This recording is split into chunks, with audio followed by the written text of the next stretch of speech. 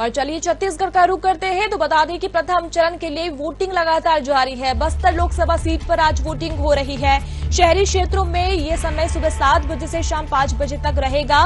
ग्रामीण क्षेत्रों में समय सुबह 7 बजे से 3 बजे तक का ही डिसाइड किया गया है। सुबह से ही मतदान को लेकर लंबी लंबी कतारें देखने को मिल रही है। तस्वीरें आप तक पहुंचा रहे हैं। मतदान केंद्रों पर लंबी कतारें लोगों की लगी हुई है और सभी, ये बहुत अच्छी बात है कि सभी बढ़ चढ़कर इस लोकतंत्र के महापर्व में हिस्सा ले रहे हैं।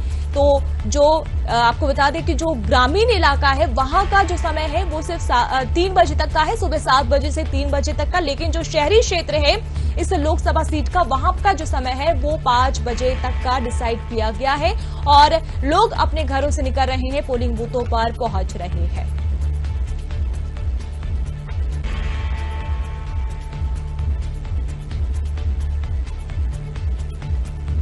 तो बता दें आपको, छत्तीसगढ़ की एक लोकसभा सीट पर बस्तर पर आज वोटिंग जारी है। शहरी क्षेत्रों के लिए अगर हम बता दें तो 5 बजे तक का समय है, लेकिन जो ग्रामीण इलाका है वहां 3 बजे तक की वोटिंग होगी। और सबसे बड़ी बात है सुरक्षा को लेकर अगर हम बात कर ले बस्तर, क्योंकि नक्सलाइट एरिया है और कहीं ना कहीं नक्सल गतिविधि, और स्पेशली अगर हम किसी भी चुनाव की बात कर ले, वोटिंग की बात कर ले, तो उससे पहले नक्सली गतिविधियां बहुत ज्यादा यहाँ पर एक्टिव हो जाती है। और पिछले 2 दिन पहले भी हमने देखा कि हमारे जवानों ने एक बहुत बड़ी सफलता प्राप्त की, जहां 29-30 नक्सलियों को ढेर किया था। कहीं ना कहीं सुरक्षा की बात करें तो यहाँ पर चप्पे चप्पे पर जवानों को तैनात किया गया है। पोलिंग बूथों के आसपास भी जवानों को तैनात किया है। सुरक्षा के पुख्ता इंतजाम यहाँ पर किए गए हैं और जो मतदान केंद्रों पर दल को रवाना किया गया था उसको लेकर भी सुरक्षा के तमाम तरीके के इंतजाम यहाँ पर किए गए थे। शहरी क्षेत्र, इसी वजह से जो शहरी इलाका है जहाँ नक्सली गतिविधियां कम होती है वहां पर समय जो है शाम 5 बजे तक का दिया गया है। सुबह 7 बजे से शाम 5 बजे तक यहाँ पर मतदान होगा। और वही अगर हम ग्रामीण इलाकों की बात करें बस्तर की, तो यहाँ का जो समय है वो 3 बजे तक, दोपहर 3 बजे तक का ही है। 3 बजे तक ही यहाँ पर लोग अपने घरों से बाहर निकलकर वोटिंग कर सकते हैं। लेकिन गर्मी का मौसम भी बहुत ज्यादा है, गर्मी भी बेपनाह यहाँ पर हो रही है। मध्य प्रदेश छत्तीसगढ़ की बात कर ले तो गर्मी का सितम भी लगातार बढ़ा है, पारा चढ़ा हुआ है। और यही वजह है कि सुबह से ही 7 बजे से जैसे ही मतदान शुरू हुआ उससे पहले ही लोग अपने घरों से बाहर निकल चुके थे, लाइनों में लग चुके थे और वोटिंग के लिए पहुंच चुके थे, मतदान के लिए पहुंच चुके थे। तो ये बहुत एक अच्छी तस्वीर सामने आ रही है।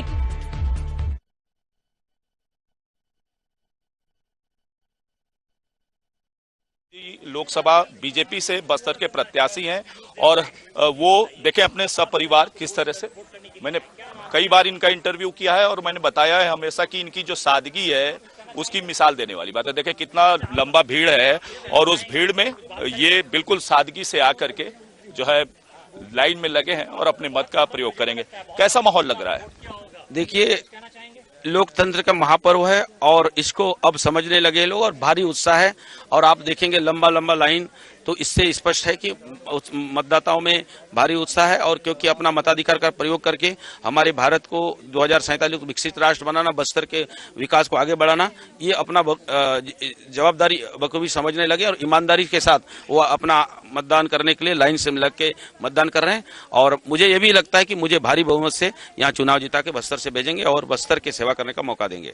बड़ी एक बयानबाजी जो है कवासी लखमा की तरफ से जो है निकल करके आ रही थी, इस पे भी हम लोगों ने काफी आपसे चर्चा की थी। कैसा महसूस हो रहा है, क्या करने की कोशिश की जा रही थी? देखिए, कवासी लखमा कभी आरक्षण के आड़ में, कभी पुलिस को तीर मारने का बात करते हैं। आजकल बयान दे रहे हैं कि मोदी जीतेगा तो आरक्षण खत्म कर देगा। हमारे मोदी जी, अमित शाह जी ने स्पष्ट कर दिया है, जब तक इस देश में भारतीय जनता पार्टी का सरकार रहेगा हमारा आरक्षण यथावत रहेगा। और यही कांग्रेस के लोग हैं, 60 साल शासन करने के बाद भी हमारे ST SC वर्ग के लोगों का जो मंत्रालय विभाग है, पशु विभाग साथ जोड़ के रखा। हमारे श्रद्धेय अटल बिहारी वाजपेयी जी है जो कि 1999 में जनजातीय मंत्रालय बना के दिया। इसलिए यहाँ के आदिवासी वर्ग हो या गैर आदिवासी वर्ग है, पूरे मोदी जी के ऊपर भरोसा है, भारतीय जनता पार्टी के ऊपर भरोसा है।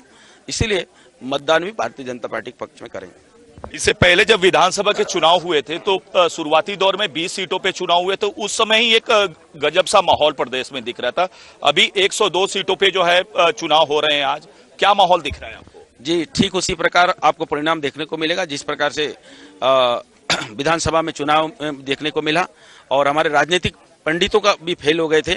इस प्रकार से अब बस्तर के लोग, देश के लोग अपना मताधिकार का प्रयोग करना जान चुके हैं। किसको मतदान करना है, कौन क्या कर सकता है। कांग्रेस पार्टी 60 साल इस देश में शासन की और उसके बाद भी देश के लोगों ने ऐसा नकार दिया है, उनको नेताओं को चुनाव लड़ने से मजबूर होना पड़ रहा है, भागना पड़ रहा है। चाहे सोनिया गांधी की बात करें, राहुल गांधी की बात करें, यहाँ का सांसद की बात करें। इसीलिए अब ऐसे जनता ने सबक सिखा के रखा है उनको कि तुमने जो बहुत लूटा है, इन्होंने अभी छत्तीसगढ़ को 5 साल लूटा, कोयला घोटाला, शराब घोटाला, पीएससी घोटाला, गोबर घोटाला, गाय घोटाला, अब चलने वाला नहीं है और उसका परिणाम 3.5 महीना पहले दे चुके हैं।